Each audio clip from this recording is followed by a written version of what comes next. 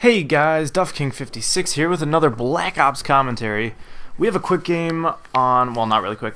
It's on firing range and it's domination. And before I break off and talk about what I actually wanted to talk about today, I would like to say that it's just this is how you play domination when you don't have a team and they're not capping flags. I mean, I obviously had 5 players on my team, but they weren't capping flags. They weren't playing like a team.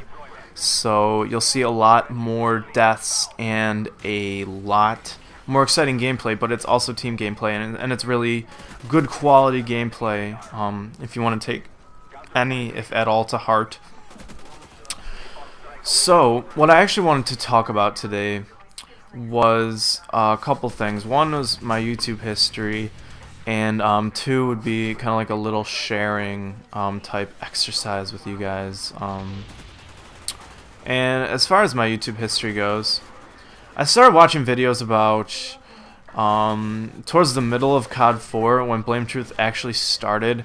I watched him when he started posting games without any commentary at all, which seems weird to probably a lot of people today, but it was really good gameplay. And even if it was commentated, the gameplay was insane, like flawlesses with the toughest guns to use. It was crazy. And then I followed from there with Blame Truth when he started commentating his videos, when he got on Machinima, and when he was actually off of YouTube for a while.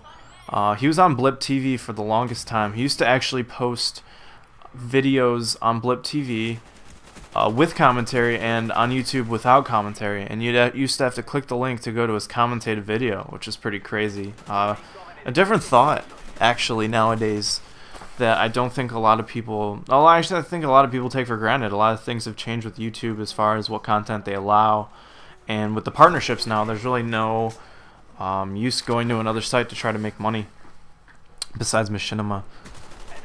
And from there, I would have to say I took an interest in Excalizors, who is, in my opinion, the best commentator. Well, he's in the top tier commentators. I don't want to make one the best for me, because as far as commentating goes, I really enjoy Blame Truth, Excal, obviously Jesus, Private Joker, a lot of the guys that are hated on a lot in the community, besides Excal and Blame Truth. I don't really like C-Nanners anymore. Tabes has kind of gotten dry for me. Let's see, Pyro Puncher's not good at commentating, in my opinion. Let's see, and I don't really like to hop on the bandwagon that much. I like to stick with what I have. I'm pretty happy with what I got so far. And that's as far as my watching history goes. I also watch a lot of smaller channels.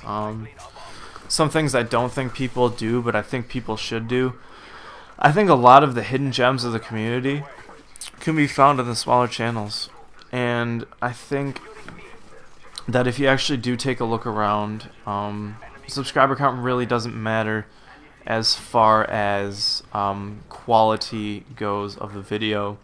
I mean, I know one commentator I've just talked to a lot personally has only 800 or so subscribers, but he puts out really good content, and he's got a really good commentary thing going on. I'll link his channel in the description, but based on recent events in the community, I don't think I will be shouting names out.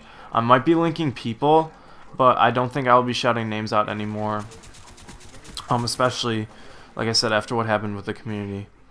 But that's enough for that. My personal YouTube history, not much goes besides my first videos were Rock Band videos. I was pretty big into Rock Band drums.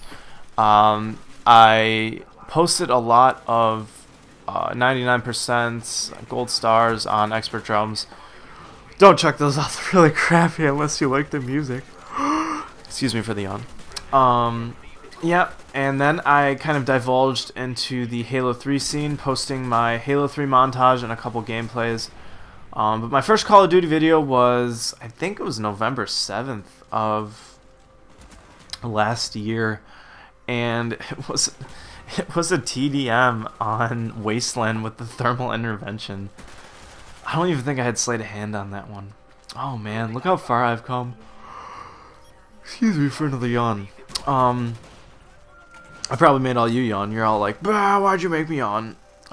Anyways, let's see. And now I want to talk about what I actually wanted to get to, which was my story time, if you will. Which is, what is the coolest thing that has ever happened to you in any way, shape, or form? And I really want you guys to let me know in the comments so we can kind of compare and talk about them. I'm really interested to see more of a personal side from you guys as far as that goes. God damn, this yawn! So anyways, the coolest thing that happened to me would happen to be my summer of the year of 2010? No, 2009. It was in between my junior and senior year of high school. And what we had to do was a summer service project. We had to work 30 hours for 5 days at a site of our choosing. And I was kind of nervous about it at first because I didn't know what I was going to do. I didn't want to get stuck at working at a nursing home or anything like that because from my mom telling me, because she's worked in near nursing homes before and we've had relatives in them before, the smell is not very desirable and the people aren't as social and it's just kind of a very, very drab environment, very sad. It just kind of sucks the emotion out of you, all the happiness. So anyways, I was kind of confused at what to do, and with some of the recommendations of my mom and a little bit of advice from my dad, I found out I really wanted to work in the medical field as either a researcher or something in more of the field business. I either wanted to work like something like a hospital or something like that. And that's exactly what I did. I went out and I got a volunteer position at Miller Fillmore Suburban Hospital in our area in Buffalo.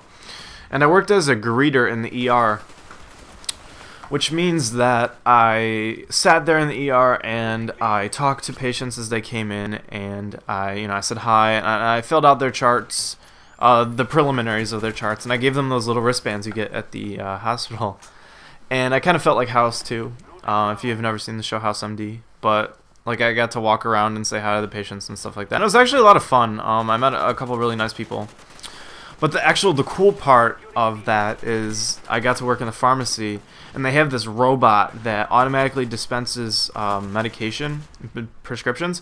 It's worth, like, $3 million, and it's, like, this crazy thing. And I was so scared of it at first because it would just start working automatically and would give these people their scripts.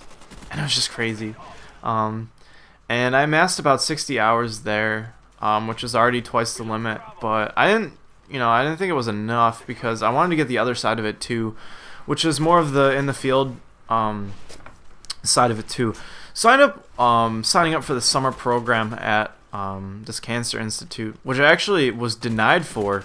In the first place, and I was kind of sad about that, but then I got a call one day asking me to interview there for an independent volunteer position. It wasn't for their program, it was just independent. They kept my resume and they liked it, and they actually had a different position for me. So I went in and I interviewed, and it was really scary at first, but it was all good after that. And I'm actually really good at interviews and like social situations, considering the fact I'm a commentator, but it's besides the point. I got to work in a cancer control epidemiology lab, and it was freaking nuts. I got to haha, that would be bad. I got to use equipment that was worth more than my life, and I got to work with actual DNA of people.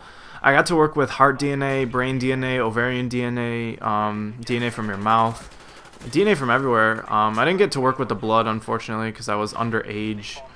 But it was so much fun because I worked on this project they had.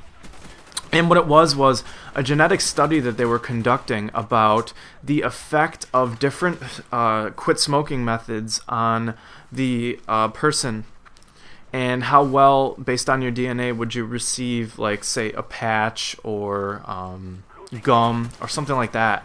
And it was the coolest thing because I get to do this thing called nano dropping, where I took the DNA and I put it into this thing called the nano dropper, and I would use like a microliter of the DNA, and it would test the viability of the DNA for a certain gene that they were trying to isolate. And it was the coolest thing ever. And man, if I had the chance to do it again, I would definitely go back there and do it. Actually, at one point I got to work in the lab by myself as an individual, and I felt all official and stuff. I got to fill out the reports for the day, and I have all this paperwork at home from that with all like the results and stuff for my tests. It was so cool. And I would really recommend you guys the research position if you're looking into that, because it really is rewarding, and it really is a resume booster for someone who is looking to go into the medical field. So yeah, definitely Roswell Cancer Institute, look them up. They're actually a very prestigious company and a hospital. They're both a cancer hospital and a research facility, which is basically me repeating myself.